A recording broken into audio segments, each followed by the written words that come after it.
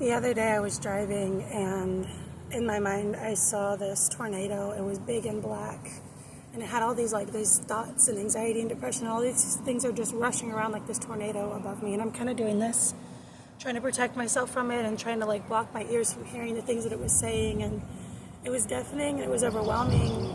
And then all of a sudden I just heard this voice, and it was just a whisper, and it said, "Silence." But this whisper, it held a roar inside of it. It reverberated through the room and just vibrated. And immediately when it said this, immediately when the silence just broke out, the tornado dissipated. It was like it swirled down a drain. It just dissipated and it went away. But the echoes and the reverberations of this silence, it hung in the air. There was power in it, and it remained and it settled inside of my spirit. And it was this feeling of just immediate rushing calm. It was like, it's okay, I'm here, you're going to be okay now. And it was really beautiful. But then the Holy Spirit said, I've placed those same reverberations inside of you. Your voice may only be a whisper, your voice may be meek and quiet. It doesn't have to be loud or yell, it doesn't have to be a roar.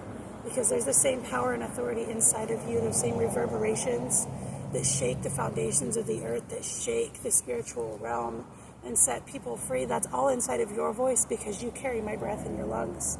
You carry my blood in your veins, and so you hold that same power and authority in your voice when you speak. There is a reverberation in the atmosphere.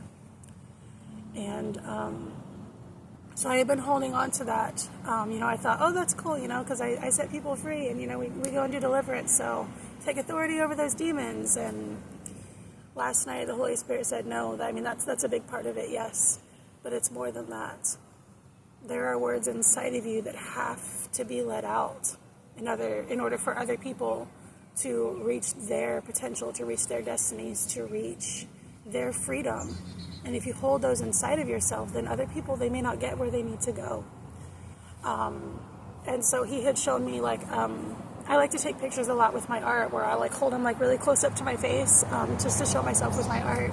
But he showed me that, and he said, you're hiding behind your art. And it made sense, because my art is prophetic, and it has a voice, and it has a story behind it, and I like to share that often. But sometimes I try to use as an excuse and check that box of, okay, yep, I was vulnerable, I revealed myself, I spoke, I shared, and then let my art be my identity, let my art tell my story. And he said, you can't hide behind your art. That's not your only calling. That's not the only thing that I placed inside of you that needs to come out, and you know that. And he was right. I was trying to use that to hide behind. But he reminded me of my friend Amanda, who 1 year ago, next month, took her own life. And I knew she was struggling, and I prayed over her, but I didn't have any tools to really help her. I didn't know how to do deliverance. I didn't know how to cast things out. I didn't know how to do any of that. And so, I prayed for her, but then she was gone. And that was one of the biggest things that led me to want to do deliverance and go out and go after the one. We are the 99 that go after the one. We're the ones that God sends for that. And she's one of the reasons why I do what I do now. If you had any idea how many people I have cast the spirit of suicide out of in the last 6 months, it's crazy to me, and it's so heartbreaking that there are so many assignments that are against God's people. But that's, I'm coming after them he sends me after them. But that's why it's so important. That's why I'm sharing today. This isn't about me. This is about you and everybody. Because every person that I have done deliverance on, every person that I have helped to find their freedom can now go out and do that for everyone else. Every person that has heard my testimony has been blessed by it, can be strengthened to go and share theirs, and then other people can be strengthened and blessed by it. And it's a reverberation. Reverberations, they're vibrations that they just go, and there's a rippling effect. And the effect just goes and goes, and that's exactly what it's like in the body when we pour into each other and we walk in our calling and our assignment and the place that the Lord has put us into. When we step into our role, those reverberations can go out, and it changes all the lives around us. It changes my life and your life and this person's life, and it's a ripple effect that just goes and goes and goes. I don't know how many people my testimony has reached.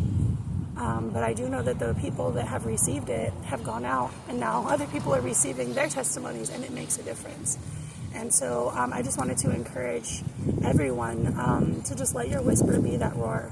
You don't have to physically get louder for people to hear you. It's not about your volume. It's not about your tone. It's not about whether your voice shakes or not. Because the one thing that I've taken from this last year is that I would much rather give a horribly edited video with bad sound quality and a shaky voice and my words aren't that great than to wait and keep waiting until things are perfect and everything is in alignment and oh, she lost the weight and she bought the equipment and she's got this sound stuff and she's got a script and it sounds all pretty and the lights are great, but people are literally losing their lives because I'm staying silent and I waited for perfection.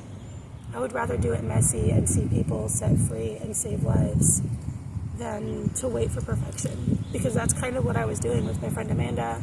I was waiting for the perfect time to tell her how much I loved her and how much God loved her and how things were going to get better, and I had like this whole plan to take her to my art gallery opening and tell her how much of my art was inspired by her and everything, and her funeral was March 29th and the gallery opened on April 19th. So I didn't get a chance because I waited for perfection. And so I just wanted to encourage the body, like this, this whole thing. Yes, I'm sharing my story, but this isn't about me. This is about all of us and the callings that we are supposed to be walking in. And so if you know you're supposed to be doing something, I encourage you to go out and do it. And just accept that there is grace for your shortcomings. Accept that there is grace for all the things that are imperfect. My videos, they don't go viral because I don't have the right equipment and the right sound and blah, blah, blah. I have no idea what I'm doing with my fashion. Like, what is this? I don't know how old this shirt is. Like, it doesn't matter. Because I know what I'm working towards. I know the call that I am answering. And I'm going to do it anyway, even if my voice shakes. And so I encourage you to just do it anyway.